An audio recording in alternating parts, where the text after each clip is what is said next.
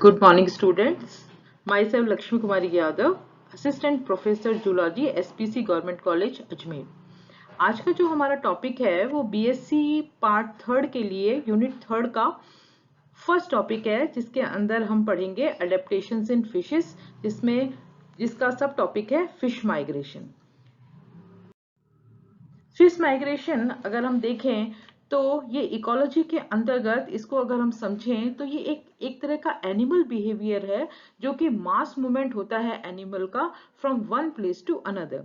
जैसे कि फिश के अंदर माइग्रेशन होता है, ऐसे ही बर्ड्स के अंदर भी माइग्रेशन होता है। तो टाइप ऑफ एनिमल के ऊपर डिपेंड करता है कि किस तरह का माइग्रेशन वो करते हैं। The purpose for migration varies according with the type of animal के नीड के ऊपर भी उसके पर्पस ऑफ माइग्रेशन जो है वो वरीज करता है। Migratory behaviour on fish is a regular phenomena. ये सभी फिशेज में नहीं होता, कुछ फिशेज में ये पाया जाता है, और ये जर्नी होती है for the feeding and reproduction. Generally mainly जो पर्पस है फिश माइग्रेशन का वो फीडिंग होता है एंड रिप्रोडक्शन। इसके बाद आते हैं the type of fish migration on the basis of need. उनकी फिश की क्या नीड है, इस बेसिस पे उनकी जरूरत के हिसाब से हमने उस माइग्रेशन को बांटा है। जैसे कि फर्स्ट जो है वो है एलिमेंट्री और फीडिंग माइग्रेशन।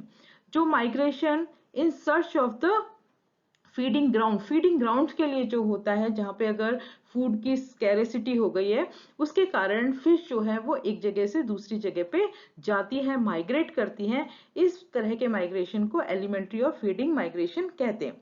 दूसरा होता है गैमेटिक और स्पॉनिंग माइग्रेशन। जैसे कि इसके टॉपिक से पता चल रहा है कि ये ब्रीडिंग सीजन का माइग्रेशन होता है, जो कि अपने स्पॉनिंग ग्राउंड को ढूंढने के लिए वो करते हैं। तीसरा आता है क्लाइमेटिक और सीजनल माइग्रेशन। जो माइग्रेशन होता है वो सूटेबल क्लाइमेटिक कंडीशंस को सूटेबल क्लाइमेटिक कंडीशंस के लिए होता है। इसके अंदर फेवरेबल कंडीशंस हो सकती है, जैसे कि टेम्परेचर एंड फूड। तीसरा आता है ऑस्मो रेगुलेटरी माइग्रेशन। ये बहुत ही इंपॉर्टेंट तरह का माइग्रेशन है, जिसके अंदर जो फिशेस हैं वो वाटर और इलेक्ट्रोलाइट बैलेंस करती है from the sea to the fresh water और वाइस वर्सा। मीन्स कि सी से अगर वह फ्रेश वाटर में जा रही हैं, माइग्रेट कर रही हैं, या फ्रेश वाटर से सी में आ रही हैं, तो उसके अंदर वाटर और इलेक्ट्रोलाइट का बैलेंस बहुत जरूरी है, नहीं तो फिश मर जाएगी। This is called as osmo regulatory migration. तो इसके बाद आता है जुवेनाइल माइग्रेशन।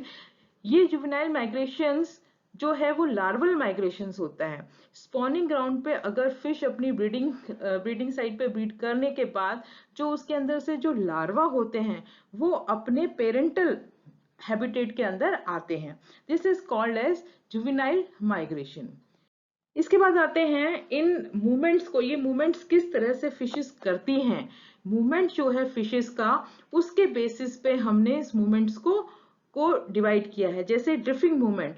ड्रिफ्टिंग मूवमेंट्स में क्या होता है, एक तरह का फिश जो है वो मूवमेंट करती है with the water current. Water current के साथ अगर वो फिश माइग्रेट कर रही है, this is called as drifting movement. Dispersal movement, second type of जो मूवमेंट है वो डिस्पर्सल मूवमेंट है। This dispersal movement is a random locomotory movement of the fish from the uniform habit to diverse condition. कई diverse conditions में वो जाती है, disperse होती है। This is called as dispersal movement. Third type का जो मूवमेंट है, this is swimming movement. This is the orientation movement of the fish either towards or away from the source of stimuli। ऐसे अगर food है और और reproduction के लिए मेल है, अगर उनकी साइड के ऊपर अगर मूवमेंट होता है, this is called as swimming movement. Fourth type of movement is the denatant and contranatant movement. It is a active swimming movement.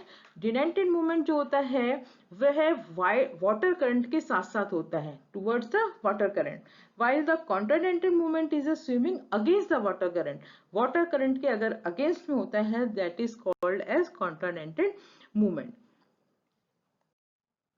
the type of fish migration, this is very important topic this is जिसके अंदर हम type of fish migration पढ़ेंगे, किस तरह के fish migration होते हैं।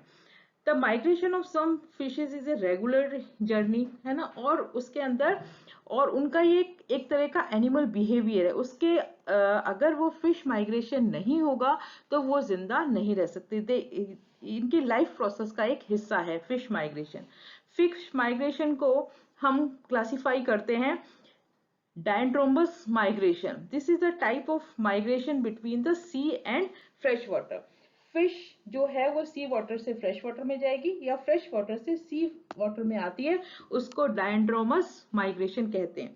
जैसे कि हम देखते हैं कि बहुत सारी फिशेज जो हैं वो आइदर फ्रेश वाटर में रहती हैं और सी वाटर में रहती हैं, लेकिन अपने ऑस्मोटिक इम्बैलेंस जो है उसको, उनका जो ऑस्मोटिक इम्बैलेंस है उसको वो उसकी हैबिट का एक को चेंज करता है।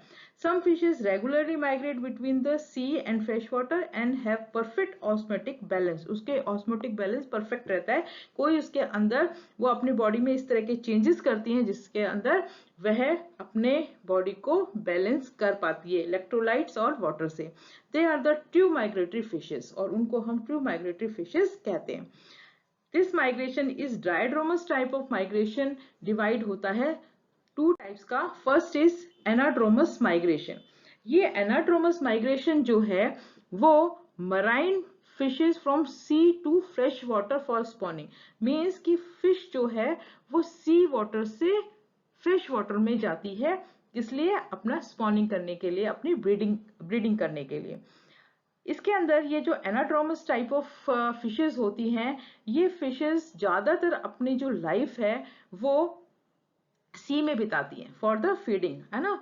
इसके अंदर they only migrate during the breeding season, ये ब्रीडिंग सीजन में ही जाती हैं for to the river for the spawning ground, वहीं पे। और इसके कुछ एग्जांपल हैं जैसे सैल्मन, हिस्ला, लेम्प्रे, ये जो हैं सी वाटर में अपना ज्यादातर टाइम बिताते हैं और उसके बाद स्पॉनिंग के लिए केवल फ्रेश वाटर में जाते हैं। सालमन जब माइग्रेट करती है ब्रीडिंग सीजन में winter from sea to river, during winter में करती है from sea to river, while migratory some physical change, और उनके अंदर जो कुछ फिजियोलॉजिकल चेंजेस आते हैं वो क्या होते हैं। एक तो फर्स्ट जो है वो अपना फीडिंग जो है जर्नी के दौरान जब वो माइग्रेट करती हैं अपनी फीडिंग रोक देती हैं। इनके कलर में चेंजेस आ जाता है, change in the colour to the silver to the dull reddish brown, ये सैल्मन के लिए बताया गया है। और गोनाड्स जो हैं वो मैच्योर हो जाते हैं, जैसे कि डायग्राम में अगर हम देखें, इस डायग्राम में तो ये मराइन वाटर है, यहाँ से ये माइग्रेट होकर सी वाटर में जा रही हैं फॉर द स्पॉनिंग, और इनके कलर के अंदर भी बदलाव आ रहा है। They select suitable spawning ground and make a saucer-like nest in which females lay egg and male release melt over them. Juvenile larva hatches out from the egg known as alevins. Alevins are transformed into parr and metamorphosed into adult when returned to the sea. इसके अंदर ये वापस सी के अंदर आ जाते हैं। Thank you student. अगले lecture में हम टाइप्स ऑफ माइग्रेशन डिटेल में पढ़ेंगे, जिसके अंदर catadromous type of migration and different type of migration इसके अंदर स्टडी करेंगे। Thank you.